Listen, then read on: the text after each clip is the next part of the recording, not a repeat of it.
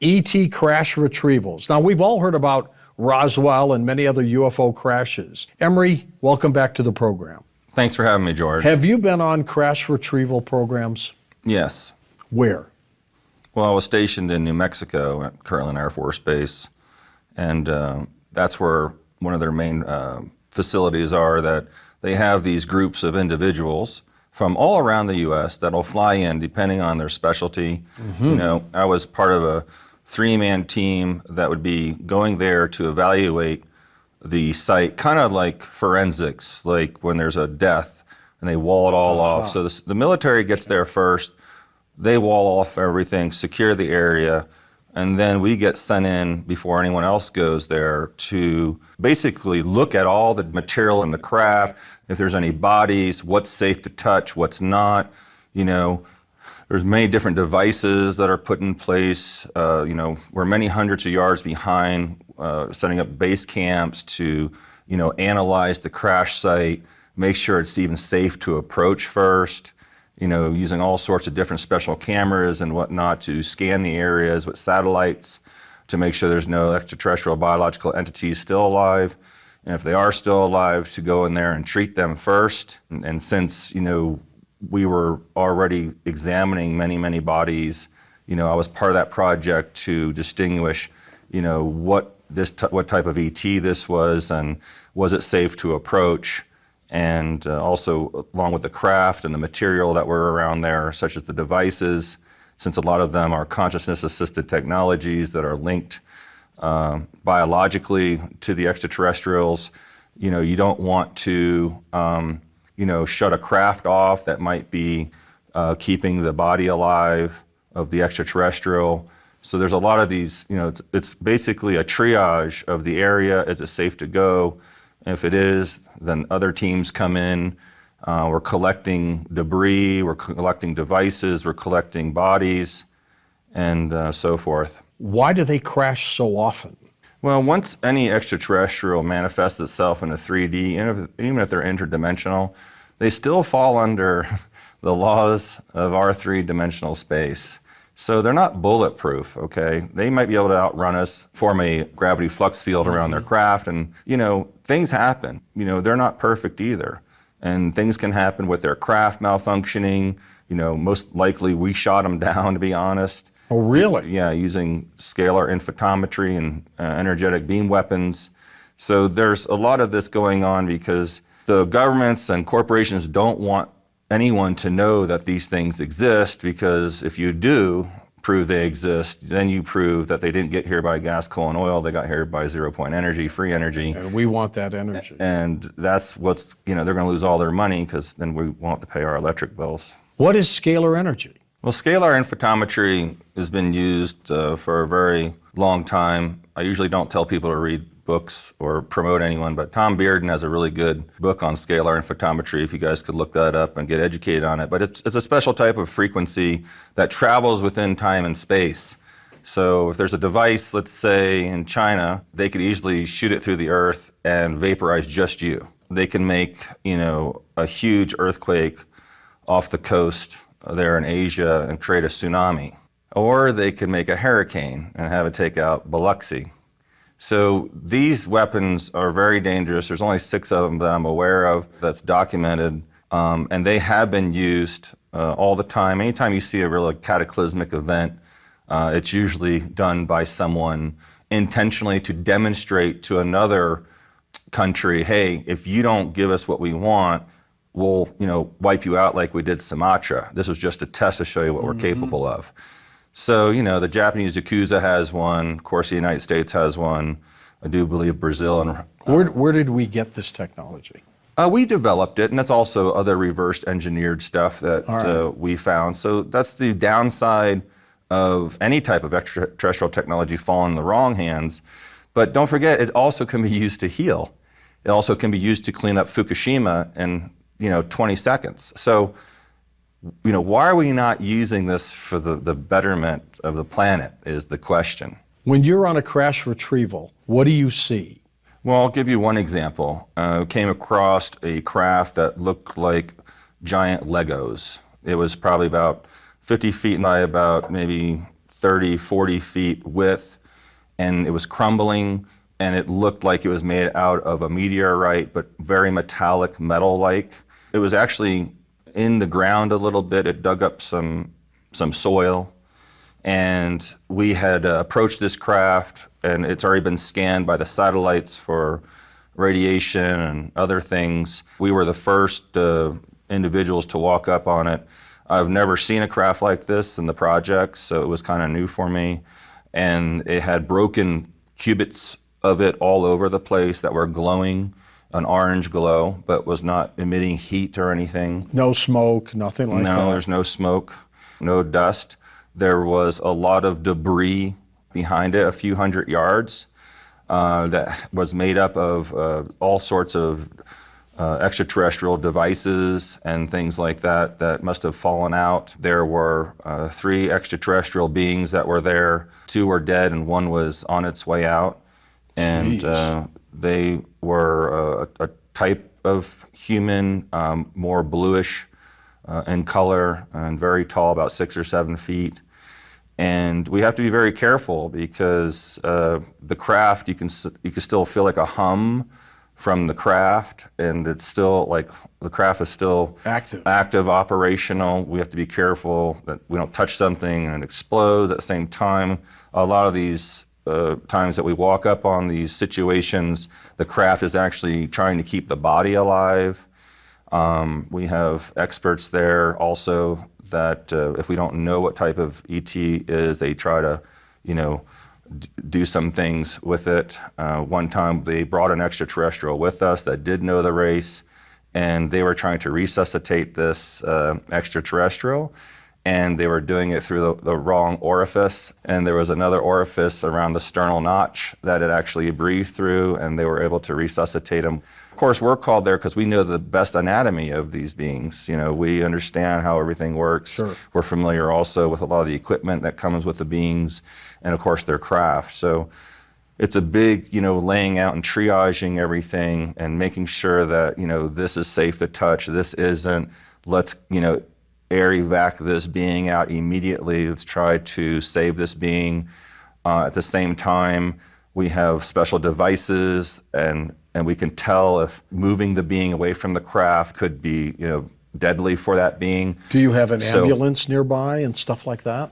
Well, it depends where it's at. If it's near, highways, or if it's out in the middle of nowhere, they use giant VTOLs and helicopters and a lot of these other things. But there's alwaed some sort of ground team. The state fire department, forestry division, and police departments all have their own protocol for downed aerial UFO craft that, of course, to secure the area. No one can know anything. Don't let any media in until the military gets there. And the military's pretty quick. Within 30 minutes of a downed craft, pretty much anywhere on the planet, it's going to be secured that quickly with a group of very specially trained special forces guys that don't have anything to do with the craft, but they know that's the area they have to, protect before more backup comes, and they get deployed very quickly. In your circles, have they talked about the Roswell case? Never. It's kind of like, it's just everyone knows it happened, and it's just sad they don't know about the other one that crashed in Socorro at the same time. And Cape Girardeau, Missouri, too. Right, yeah. So there's a lot of these happening, and it's just sad.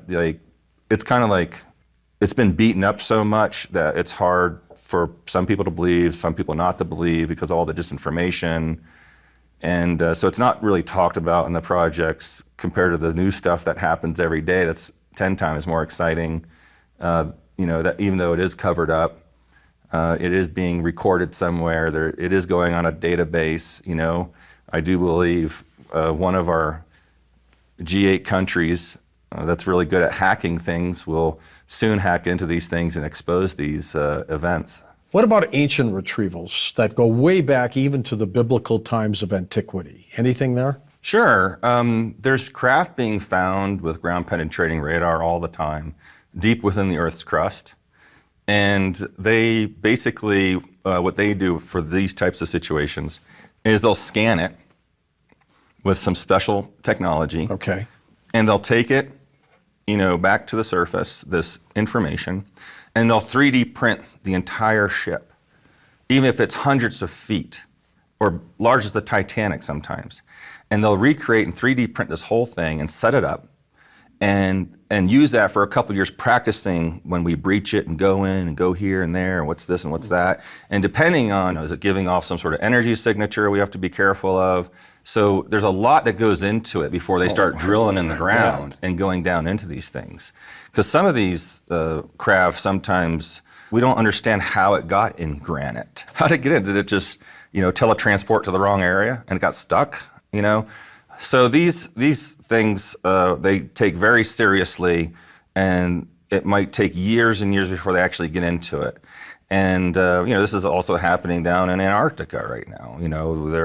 They found many craft, they found a big civilization, Underwater city. Underwater city. That being said, they have to be careful, because depending also where it's at, how many organizations are involved, how many governments are involved, what's the chances of something leaking out. They're really strict on, right now, like who goes down there. Also, they're putting in the disinformation campaign already down there of getting artifacts from, the Mayans and from Egypt, and discombobulate the archaeologists that do go there later on and throw them off a little bit.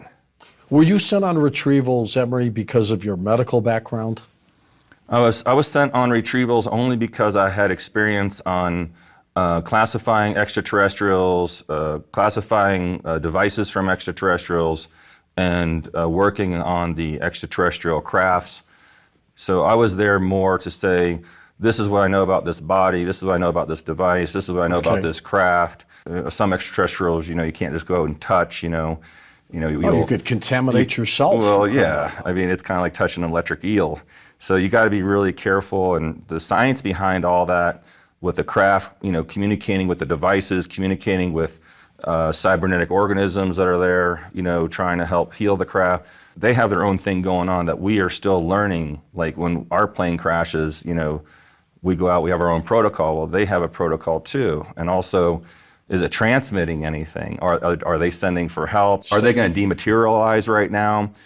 So it's kind of being in a triage field, and you're walking in on a very chaotic situation. It's sad too, because you don't know what exactly happened, especially when there's bodies. Well, I was going to say, have you come across ETs that were still alive but injured?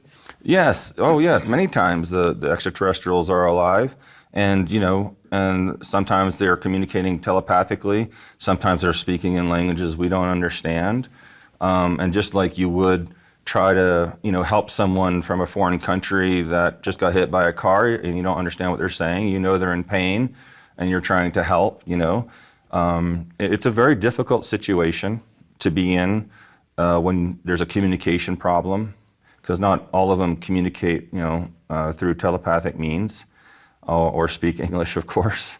So you have to treat it very sensitive, and at the same time, we're really there. We really want to help this being. We want to save this being, and get it back on its feet.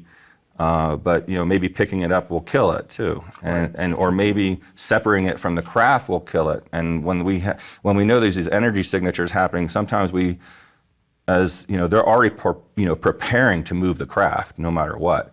So sometimes we'll put the being back into the craft. We notice that helps a lot, by putting the being back in the craft and transporting the beings and the craft all together at once. There's many documented cases where the craft is, trying to heal itself, is trying to form another, shell over the shell. And a lot of these craft are formed by sound in space, and they're infused with consciousness from the person. So it's kind of like part of the person, actually. It's alive. Right, it's alive. The craft is alive. It's amazing. Yeah, it is. It's a biological craft. It's a biological craft, absolutely.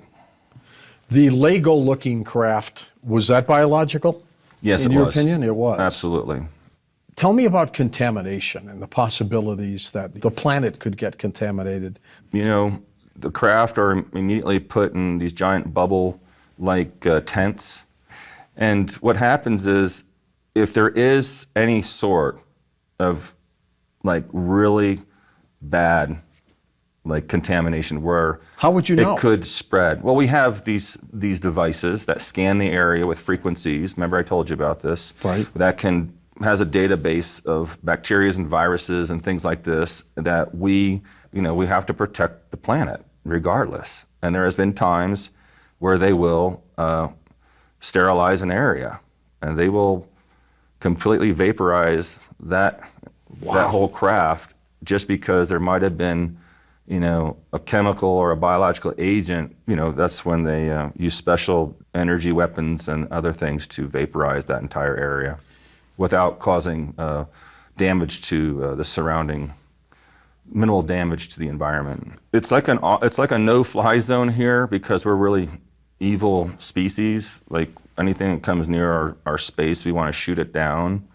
So the craft have not been coming so much as they used to in the 50s and 60s, of course, and 40s, because we have now these neutrino light detectors on the satellites that pick up on different wavelengths of energy that we can pinpoint where they're at and shoot them down or vaporize them before they get there. So, and then you have the other extraterrestrials, which are highly advanced, that can just be right outside the door now. You wouldn't even know it in their mothership because it's cloaked and not giving off any energy. So there's many different levels of this technology.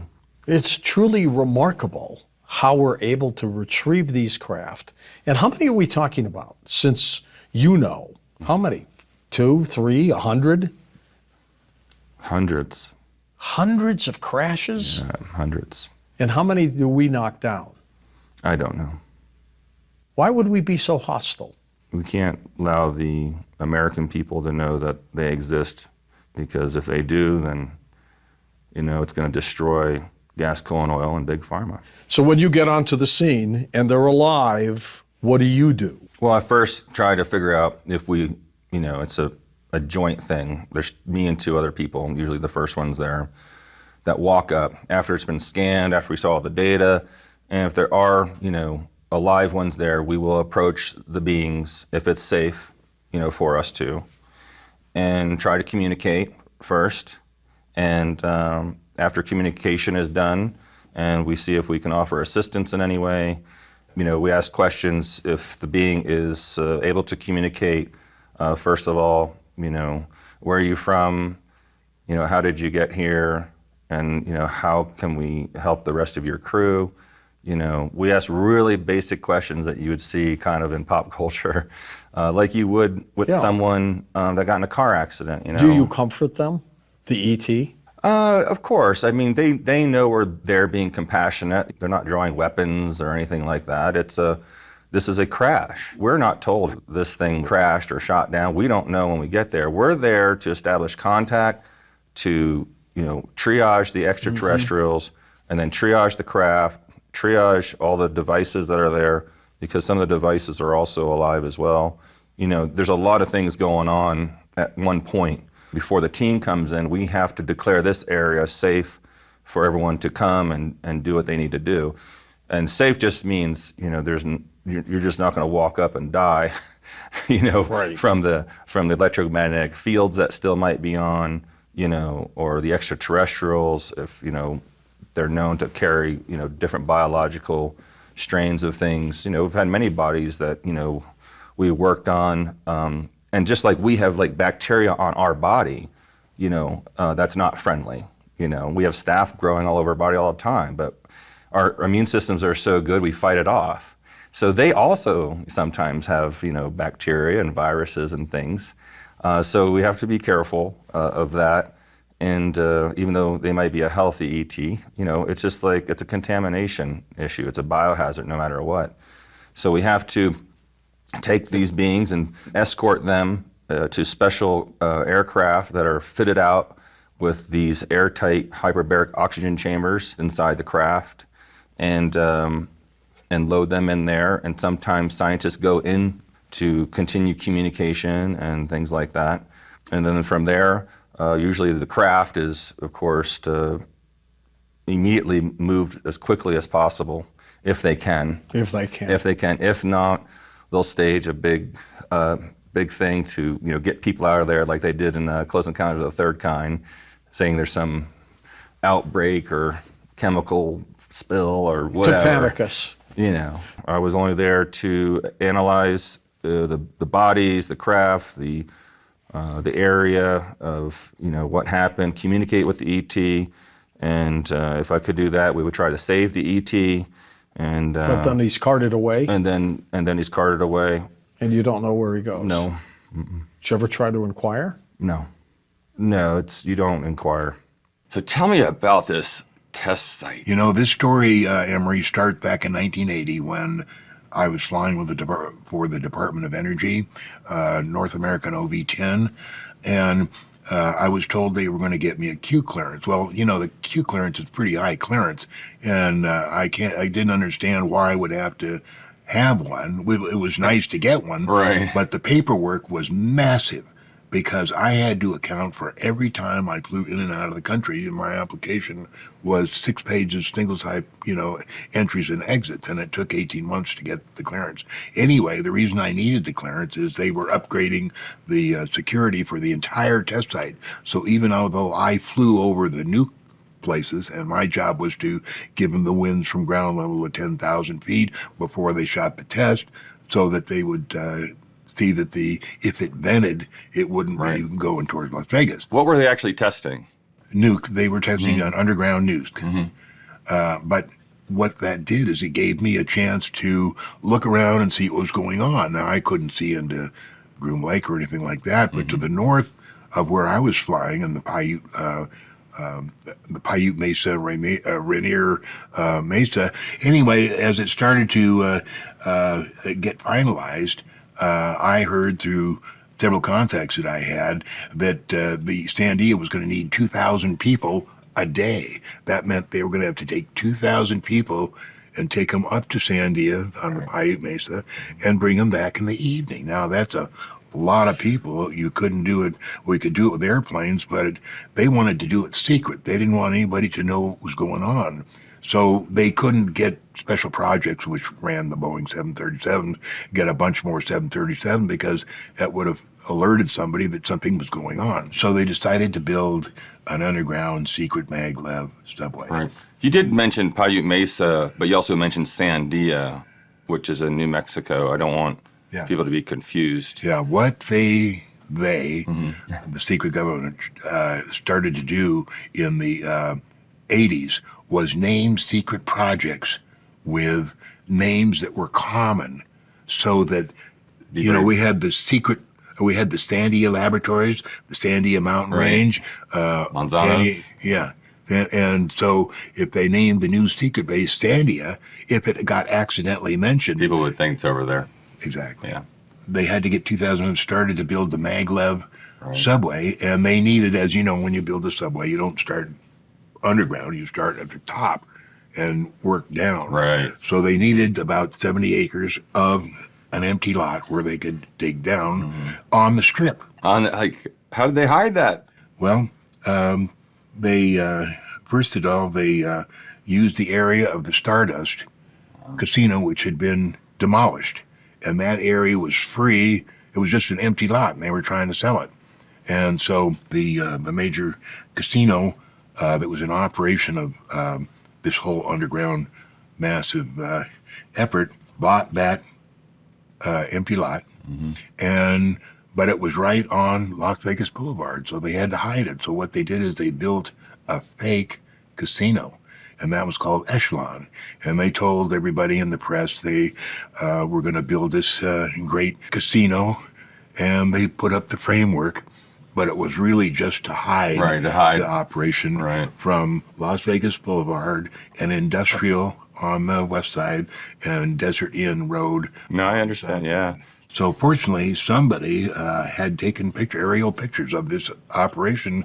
So when I put this on Facebook, I have pictures of that huge equipment, you know, right there in that empty lot, and the holes, the tunnels going down in. And we're talking huge equipment. The audience needs to know these are very large. So I had a friend that worked on this fake casino, and he told me that they were briefed every morning, do not look over the side, because if you do, we have CIA sharpshooters with highly accurate rifles that will kill you instantly. And they were pretty open about it. That don't look. So I don't know how this managed with OSHA. Well, they had a hard hat on. I mean, a Kevlar helmet on. Yeah. So they were all briefed on this, Right. and it took, I think, a year before they got this finished. But what they did is they dug down and then went up to the Luxor, and this is all like 100 feet underground. The reason they used the Luxor was because, number one, the Luxor provided a place that they could take an elevator and go down to the terminal for the beginning of the subway. To get but over. But it was also directly across the street from Special Projects.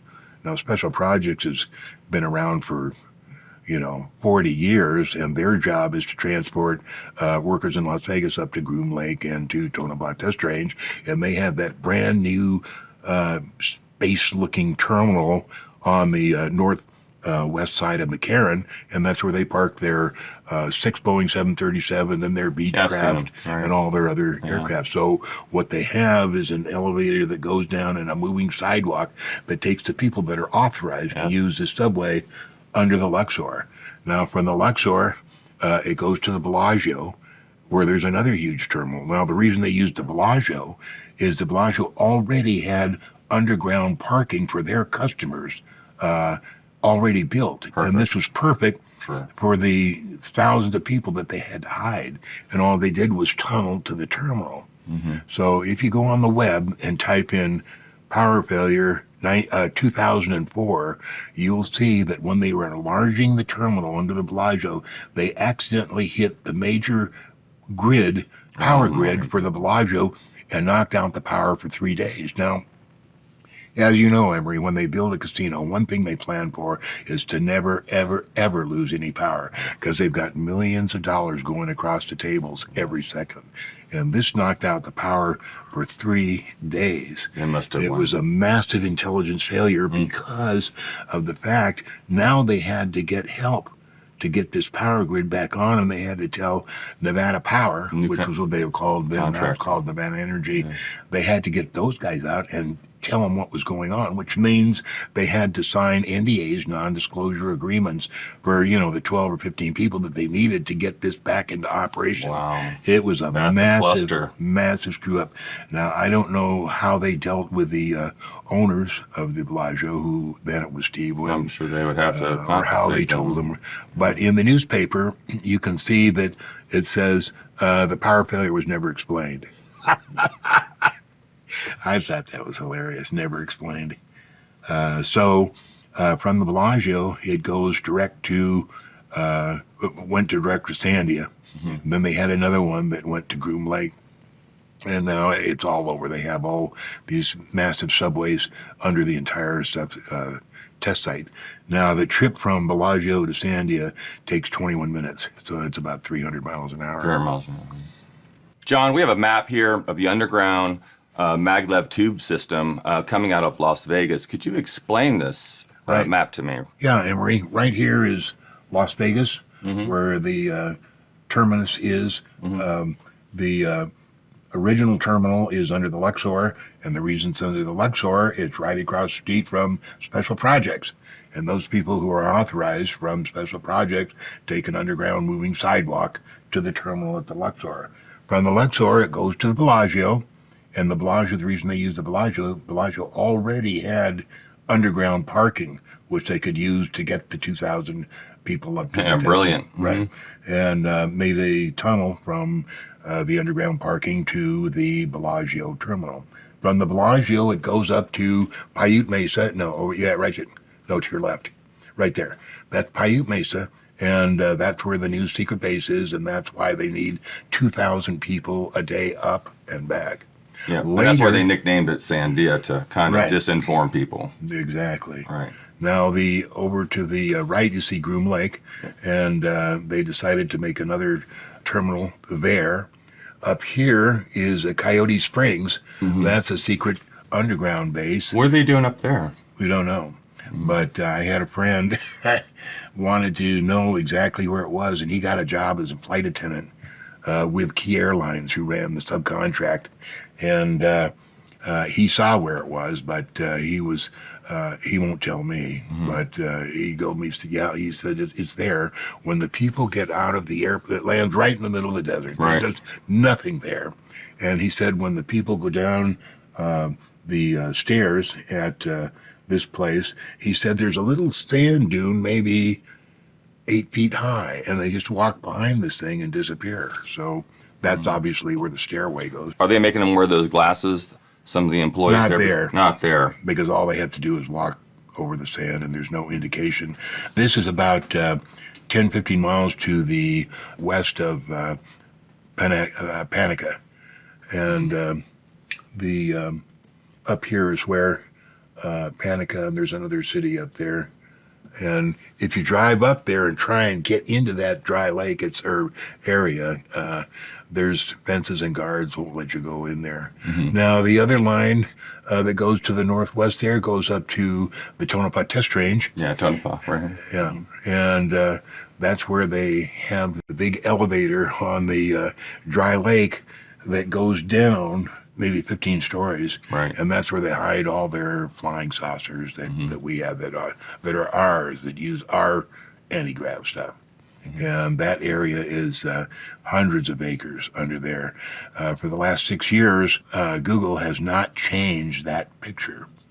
And just last summer, they put the new picture, and right in the middle of the dry lake, there's a perfect circle, and it's not hidden at all. This secret government is so arrogant, they don't care whether people see this elevator, ready to go down. First of all, they figure people won't believe it anyway, so why bother to try and conceal it?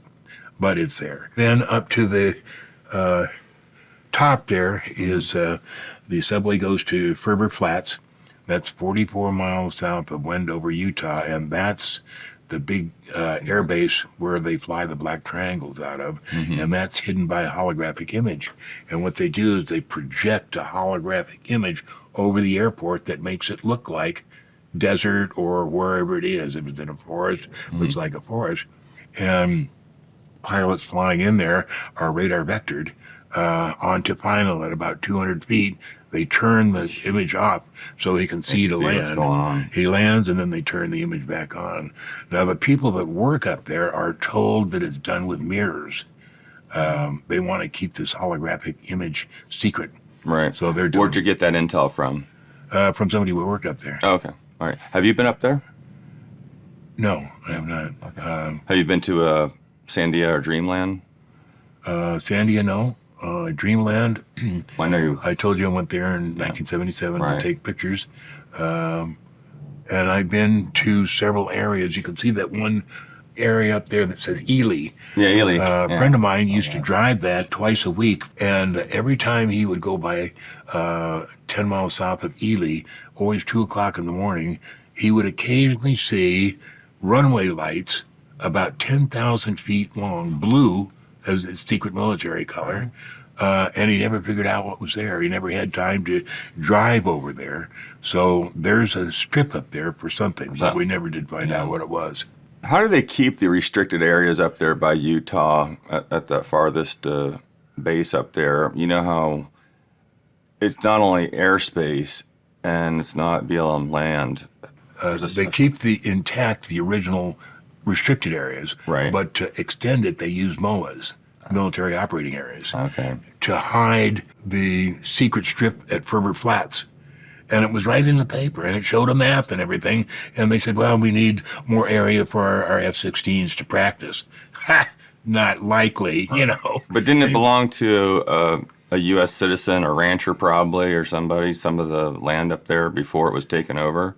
Or was it BLM land? I'm sure that was all BLM because they issued hunting certificates for that area, and that's how we originally found it, is a hunter was tracked by SUVs.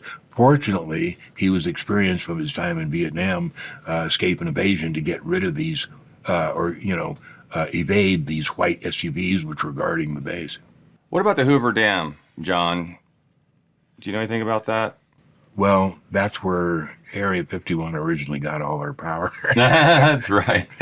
And Now I think they have their own nuclear generator up there. I don't have absolute confirmation of it, but I'm pretty sure that's what they. But the original power came from Hoover Dam, a massive draw of power. Yeah, that's what I heard. I used to do some military ops there when I was stationed in Kirtland Air Force Base, just in case there was a terrorist attack on that area. Yeah. So there was always a military presence there, and some of the guys and security guards told me that there's actually big areas dug into the mountain and underneath it Yeah. that they were doing some things that were clandestine. Right. Now, just to the north of Hoover Dam, right here, is the secret new Lime Canyon helicopter base, which they started to build in 2006. Now, I wouldn't have been aware of this except the gold mine I was trying to resurrect was right there at Gold Butte.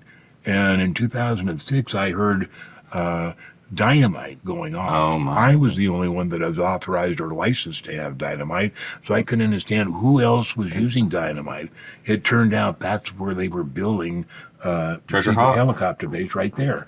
About this time, we had a ranger patrolling the Gold Butte area who found a brand new case of dynamite, current, had just fallen out of the helicopter, apparently, that they were using to build that helicopter base.